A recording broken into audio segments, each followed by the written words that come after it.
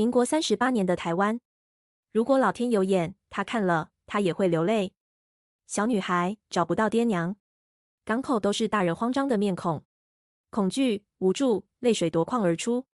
1949年大撤退，多少家庭因战争被拆散，年轻夫妻与女儿走散，不停狂喊她的名字，心急如焚。战乱可以让5岁的小女孩瞬间长大，她知道要待在原地，爸妈才能找到自己。200万官民涌入台湾，从原本就吃不饱，立刻变成极度贫穷，穷到兄弟3人共用一条外出裤，谁要出门谁才穿。寡母背着婴儿，牵着小孩，在地上捡拾剩余的粮食，小孩夭折率居高不下，大人一天只能吃上1餐。冷战拉开序幕，台湾成了防御红色扩散的第一岛链。战后的台湾满目疮痍，外汇存底几乎是零，台湾银行信用证国际上开始拒收，宝岛台湾就像一艘困在海上，随海浪颠簸简陋的木船。1950年韩战爆发，美国第7舰队协防，依靠美元才能够度日，命运才开始慢慢逆转。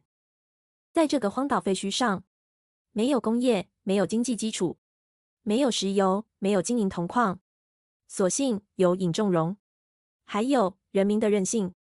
尹仲荣先生，本名尹国庸，湖南邵阳人，毕业于上海南洋大学、国立交通大学前身电气机械系，出身书香世家。这台机器的效率，直接关系到我们台湾的经济发展。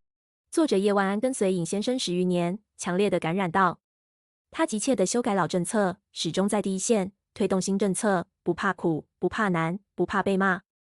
前后担任经济部长、中央信托局局长、经济安定委员会秘书长、美元会副主委、台湾银行董事长等。他湖南骡子的个性，认定的是撞墙也不回头的作风，是在艰难时代下最闪亮的钻石。尹仲荣的改革成功，至今仍福泽住在台湾的我们。究竟他是如何在一手烂牌，将满目苍夷的荒岛建设工业，改善经济，让台湾成为科技的王炸？我们来回顾尹仲荣如何举步维艰，打造台湾的基础工业产业。第一，国家主权来自经济实力。1951年美元正式启动，他运用美元主导投入纺织、水泥等基础工业，强大台湾经济。第二，了解生意人的逻辑。当时美元元棉若直接拨给民间，只会流入黑市。他开创代纺代织系统，政府出元棉，民间出工厂，企业赚的是加工费，不是投机利润，制造产业才能真正落地。第三，抹去农民的血汗。1953年实施耕者有其田，地主以土地换股票，100万农民终于能在自己的土地上耕种，从此庄稼儿女不但有饭吃，还能去上学读书，不用再因为不识字吃哑巴亏。第四，自制替代进口。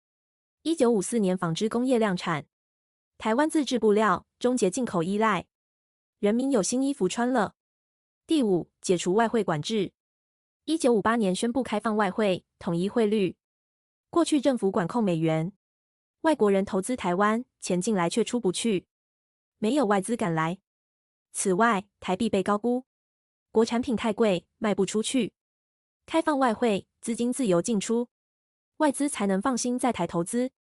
把台币回归真实汇率后，产品便宜，自然在国际市场热销。这是最具远见、最艰苦的一仗。但这场胜利决定了台湾的经济体系，也注定日后成为亚洲4小龙之一。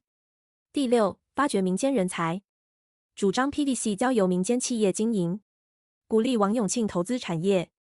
当时王永庆根本没听过 PVC， 在政府专业人才支持下，他得到美元贷款 79.8 万美元。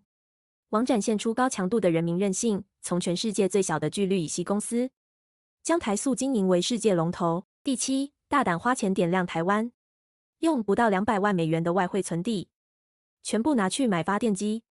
有电，什么工厂都开得起来。这盏灯持续点到今天。到民国52年时，台湾已有7000万美元的外汇存底。同年，尹仲荣去世，一个改善千万同胞命运的官员，却连自己的棺材都买不起。民国44年，尹仲荣因养子木材案遭弹劾起诉，他是第一位被起诉的阁员。